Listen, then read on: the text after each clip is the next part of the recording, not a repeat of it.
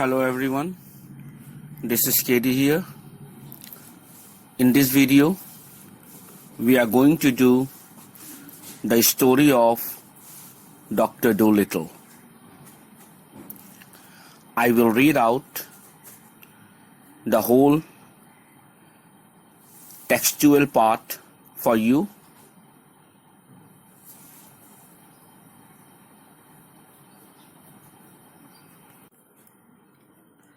This is the half of the story, and the later half of the story we will do in our next video, part 2. So I am starting reading the story. Pay attention.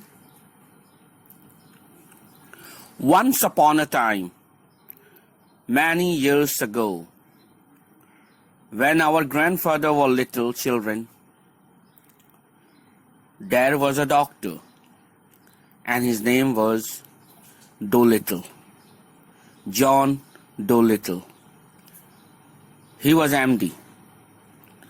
MD means that he was a proper doctor and knew a whole lot. He lived in a little town called Puddleby on the Marsh. All the folks, young and old, folks mean people, knew him well by sight. By looking him only, they could understand he was Dr. Dolittle. And whenever he walked down the street in his high hat, everyone would say, "There goes the doctor. He is a clever man." And the dogs and the children would all run up and follow behind him. And even the crows that lived in the church tower would cow and nod their heads. The house he lived in on the edge of the town was quite small, but his garden was very large and had a wide lawn and stone seats and weeping willows hanging over. His sister Sarah Dolittle was housekeeper for him. That means she looks after all the housework.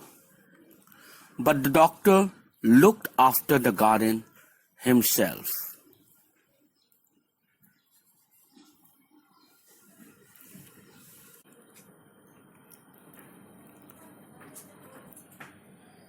He was very fond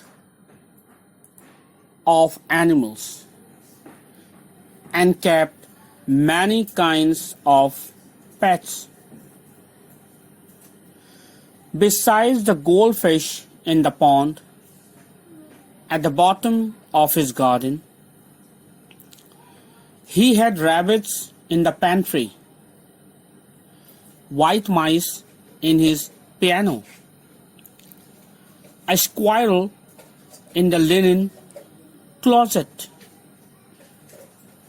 and a hedgehog in the cellar. Cellar means a room below ground level in a house. He had a cow with a calf too, and an old lame horse. You know what lame mean? Unable to walk properly due to an injury or illness. Lame horse, 25 years of age. And chickens and pigeons and 2 lambs and many other animals. But his favorite pets were Dab Dab the duck, Jip the dog, Gub Gub the baby pig, and Polynesia the parrot, and the owl Tutu. We can see here The house of Dr. Dolittle was actually the house of animals, full of animals, just like a Jew. He liked the animals very much and he liked to stay with them. He has no problem. His sister used to grumble. Grumble means complain in an annoyed way. That's when she was getting angry also seeing these animals. His sister used to grumble about all the animals and said they made the house untidy. And one day, when an old lady with a rheumatism came to see the doctor, rheumatism means it is a medical condition that causes a pain and stiffness in the joints or muscle. So, and one day, when an old lady with rheumatism came to see the doctor, she sat on the hedgehog who was sleeping on the sofa and never came to see him anymore.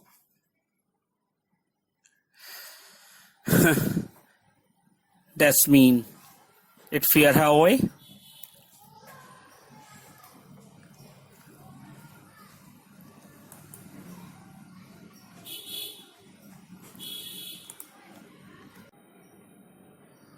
So we can see that. And one day when an old lady with rheumatism came to see the doctor, she sat on the hedgehog who was sleeping on the sofa and never came to see him anymore, which drove every Saturday all the way to Oxenthorpe, another town 10 miles off, to see a different doctor. That's mean after that incident of sitting on the hedgehog, she got so scared that she didn't visit Dr. Dolittle anymore. Now she goes to Oxenthorpe, another place, which is a town 10 miles away, to see a different doctor. That's mean now slowly, the patient of Dr. Dolittle, which is actually the customer from where he used to earn, is getting annoyed also with his animals, and they are leaving the doctor slowly. Then his sister, Sarah Dolittle, came to him and said, "John, how can you expect sick people to come and see you when you keep all these animals in the house? It's a fine doctor would have his parlor full of hedgehogs and mice. That's the fourth personage these animals have driven away." That's mean the sister Sarah is saying that it is the fourth personage, the patient who had ran away and turned away from the doctor due to animals. Squire Jenkins and the parson say, Squire means a man of high social standing in a rural area,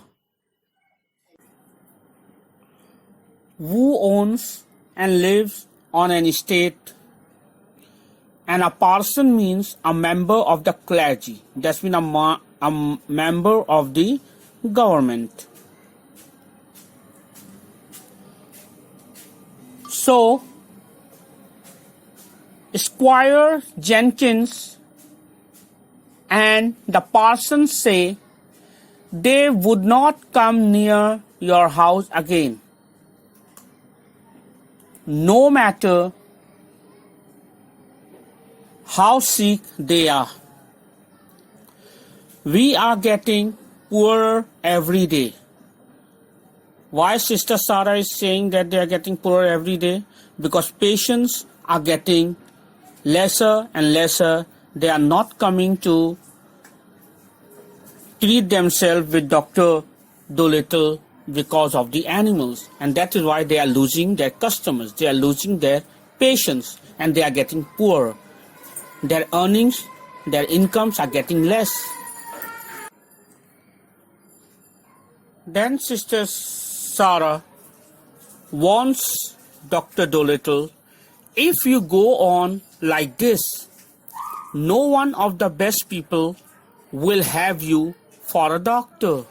That means among the best people, among the rich people, they won't come to you anymore. But I like the animals better than the best people, said the doctor. That means he likes the animals more. His love for animals is more than his patients. You are ridiculous. Ridiculous means stupid or unreasonable and deserving to be laughed at. Very absurd person is called ridiculous. Sister Sarah said, you are ridiculous, said his sister, and walked out of the room. So as time went on, the doctor got more and more animals, and the people who came to see him got less and less. Till at last, he had no one left except the cat's meat man. This is the name of one of his customers, cat's meat man, who didn't mind any kind of animals. But the cat's meat man wasn't very rich, and he only got sick once a year at Christmas time, when he used to give the doctor 6 pence for a bottle of medicine, which is the only income the doctor used to get from cat's meat man. 6 pence is currency which is used in England in those times, an old British coin. 6 pence mean an old British coin.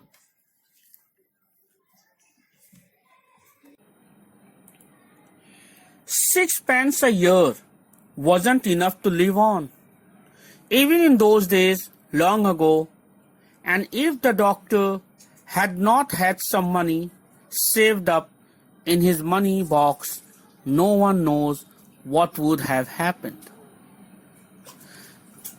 And he kept on getting still more pets, and of course it cost a lot to feed them.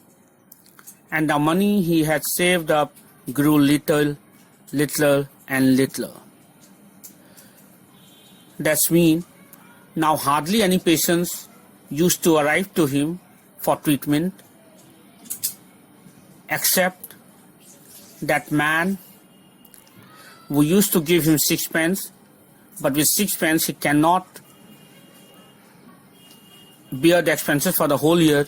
So now he is spending whatever money he saved from before, and he started bringing more and more animals in his house, and he kept on getting still more pets, and of course it cost a lot to feed them, and the money he had saved up grew littler and littler.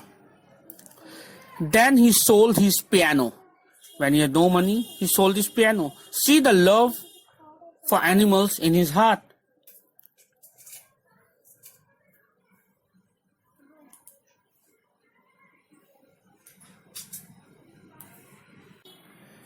Then he sold his piano and let the mice live in a bureau drawer.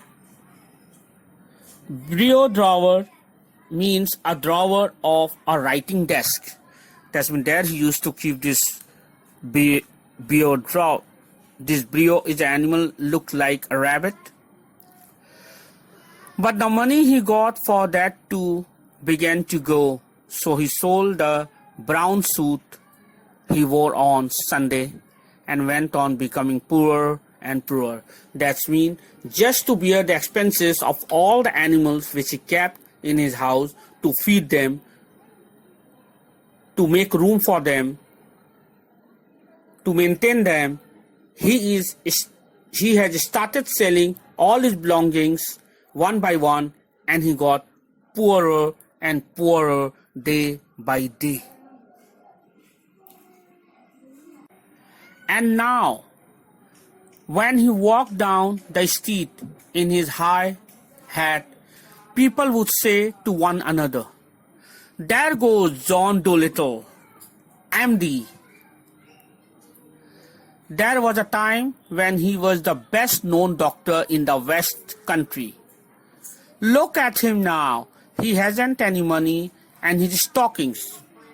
Stockings mean, in Old English, it is long socks worn by man. And see, his stockings are full of holes. That means now he became so poor, he has no money to wear new stockings, that means new socks, and he used to wear torn socks now. But the dogs and the cats and the children still ran up and followed him through the town, the same as they had done when he was rich.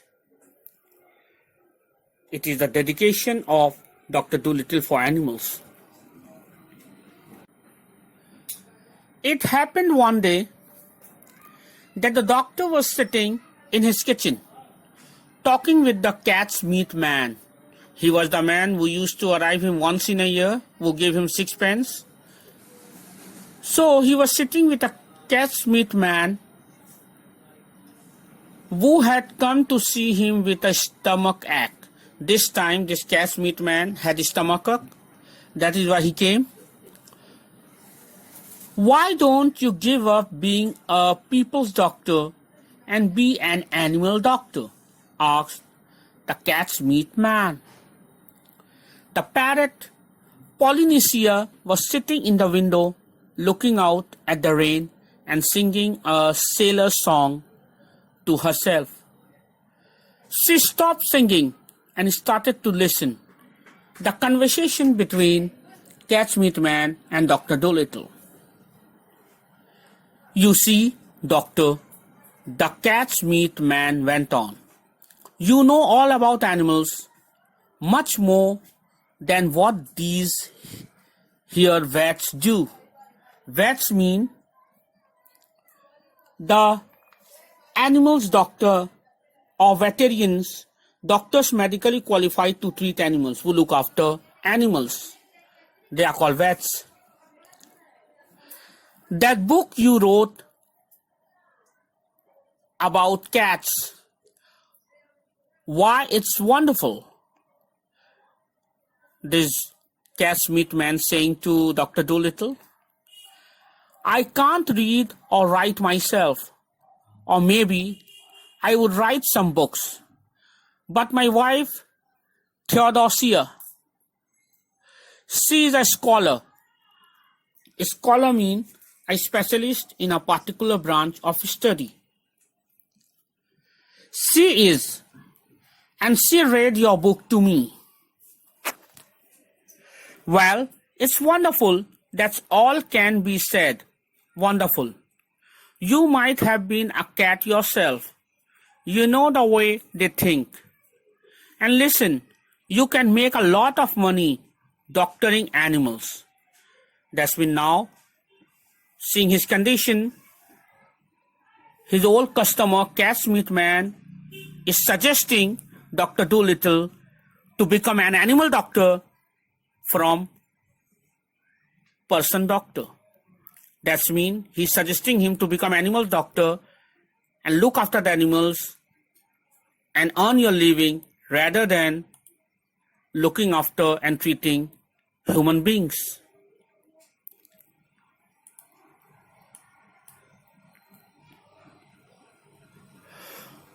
Then Cat's Meat Man continue, "Do you know that? You see, I would send all the old women who had sick cats or dogs to you. And if they didn't get sick fast enough, I could put something in the meat. I sell am to make and am sick see. He means if they will not become sick also, I will make myself those animals sick.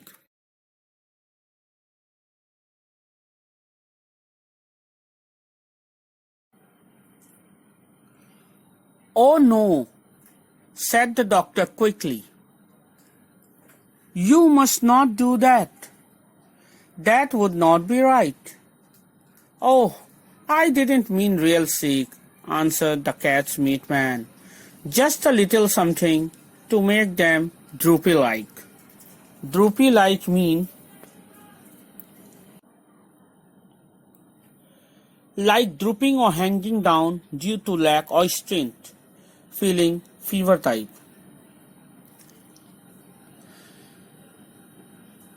So droopy-like was what I had reference to. But as you say, maybe it aren't quite fair on the animals. But they will get sick anyway because the old woman always give them too much to eat.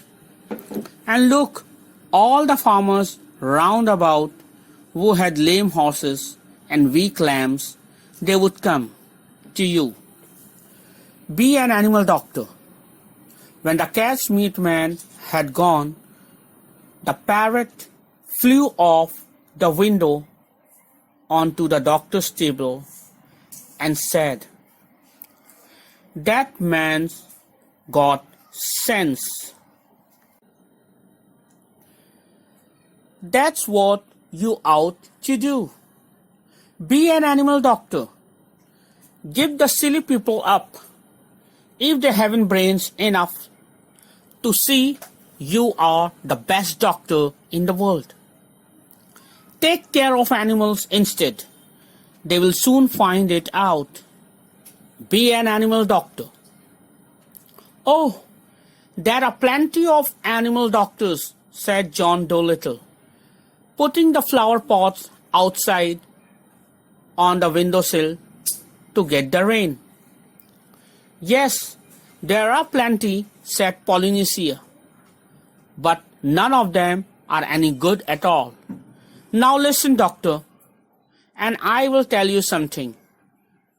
Did you know that animals can talk?" "I knew that parrots can talk," said the doctor.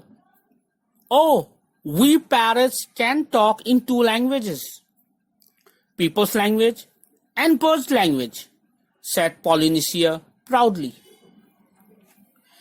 "If I say Polly wants a cracker, you understand me. But hear this. Ka-ka-ee-ee-fee-fee." "Good gracious," cried the doctor. "What does that mean?" Good gracious means used to express polite surprise. So Polynesia said, "That means, is the porridge hot yet?" Porridge means a dish consisting of oatmeal, cereal, or another meat boiled in milk or water. That means, is the porridge hot yet, in bird language. "My, you don't say so," said the doctor. "You never talked that way to me before." "What would have been the goods?" said Polynesia, dusting some cracker crumbs off her left wing. "You wouldn't have understood me if I had." "Tell me some more," said the doctor, taking interest, all excited, and he rushed over to the dresser drawer and came back with a butcher's book. Butcher's book means a person who sells meat in a shop. He had brought a butcher's book and a pencil. Actually, here it means a fat notebook. "Now don't go too fast, and I will write it down. This is interesting, very interesting. Something quite new. Give me the birds A, B, C first, slowly now." That's when Dr. Dolittle is very very much excited and interested in learning two language, animals language and people language. People language you already know, but he's very much interested in learning animals language, which he wanted to learn from Polynesia the parrot. So that was the way the doctor came to know that animals had a language of their own and could talk to one another. And all that afternoon, while it was raining, Polynesia sat on the kitchen table, giving him bird words to put down in the book. At tea time, when the dog Jip came in, the parrot said to the doctor, "See, he's talking to you. Looks to me as though he were scratching his ear." Scratching means rubbing a part of your own body with one's nails. "Looks to me as though he were scratching his ear," said the doctor. "But animals don't always speak with their mouths," said the parrot in a high voice, raising her eyebrows. "They talk with their ears, with their feet, with their tails, with everything. Sometimes they don't want to make a noise. Do you see now the way he is twitching up one side of his nose?" Twitching means causing to move in a specified direction with a sudden pull. "What does that mean?" asked the doctor. "That means, can't you see that it has stopped raining?" Polynesia answered. "He is asking you a quiet question. Dogs nearly always use their noses for asking questions. All the techniques, all the animals' behaviors, Polynesia is teaching Dr. Dolittle." After a while, with the parrot's help, the doctor got to learn the language of the animals so well that he could talk to them himself and understand everything they said. Then he gave up being a people's doctor altogether. As soon as the cat's meat man had told everyone that John Dolittle was going to become an animal doctor, old ladies began to bring him their pet pugs and poodles who had eaten too much cake, and farmers came many miles to show him sick cows and sheep. This is the story written by Hugh Lofting. Let me say something about the author Hugh Lofting. Hugh Lofting, whose reign was from 1886 to 1947, was an English writer and illustrator. That means he could draw also along with writing. His childhood love of animals can best be seen in the figure of his most famous character, Dr. John Dolittle. The protagonist, that means the main figure of the story of a series of children's books. The character was first penned by the author in his illustrated letters to his children, written from trenches during World War I. So, this was the whole story of Dr. Dolittle by Hugh Lofting. I hope you all have understood. Thank you.